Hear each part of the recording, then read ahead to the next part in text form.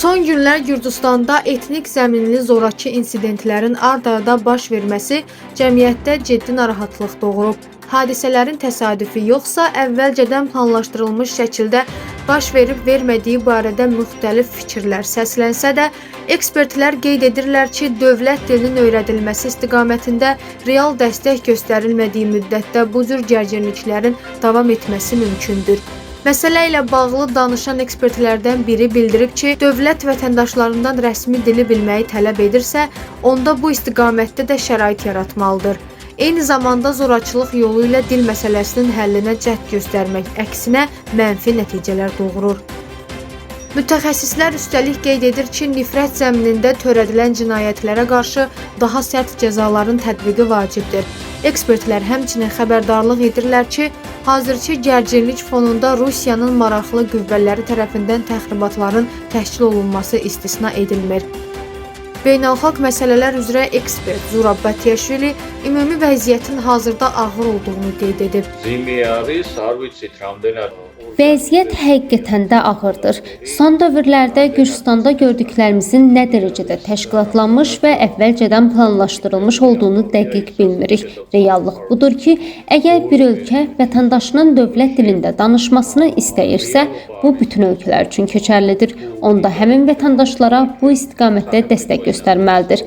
Məsələn, bölgələrə daha çox müəllim göndərilməli və dilin öyrənilməsi prosesinə şərait yaradılmalıdır. Amma əgər bu məsələ zorakılıqla müşayiət olunursa, bu tamamilə yanlış yanaşmadır və heç bir halda dilin mənimsənilməsinə kömək etmir.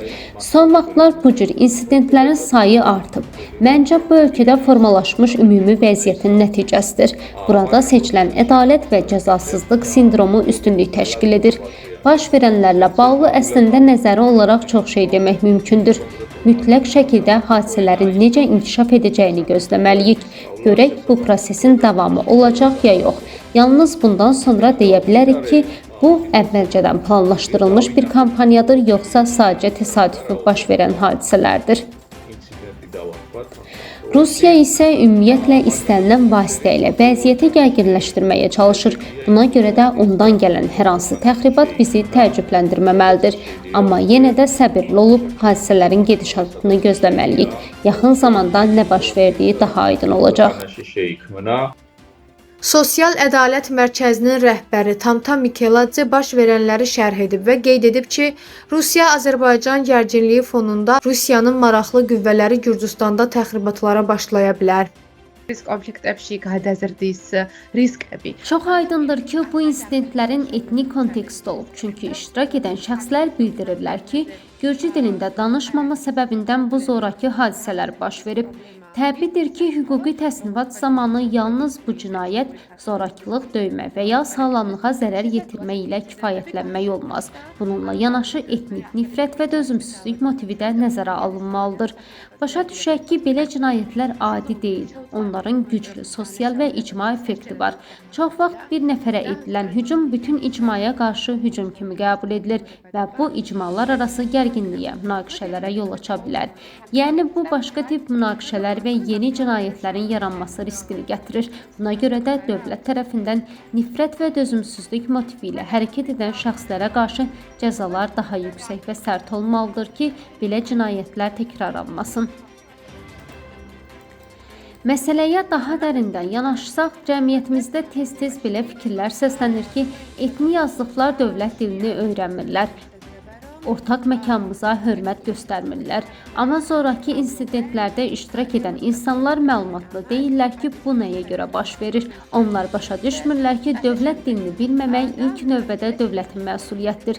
Dövlət uzun illər ərzində təhsil sistemində kifayət qədər resurs, uyğun infrastruktur və tədris metodologiyası yaratmayıb. Beləliklə, dövlət bu məsələlərə həssas və ehtiyatlı yanaşmalıdır ki, oxşar sonraki insidentlər təkrar baş verməsin. Eyni zamanda demək lazımdır ki, Rusiya-Azərbaycan arasında gərginlik fonunda çox yüksək risklər mövcuddur ki, Rusiyanın maraqlı qüvvələri müəyyən təxribatlara başlaya bilərlər. Xüsusilə Marcinişvili hadisəsi bu hissi gücləndirdi. Əgər sonraki insidentlərin təhlükə riski mövcuddursa, dövlət iki qat ehtiyatlı olmalı və ədalətli reaksiya verməlidir.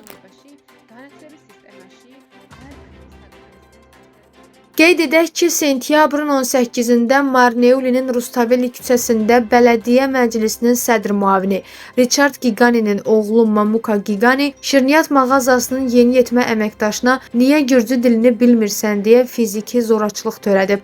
Bu hadisədən 6 gün sonra paytaxt Tbilisinin Marcanishvili prospektində Bolnisidən olan gənclərin çalışdığı şaurma kafedə eyni hal yaşanıb.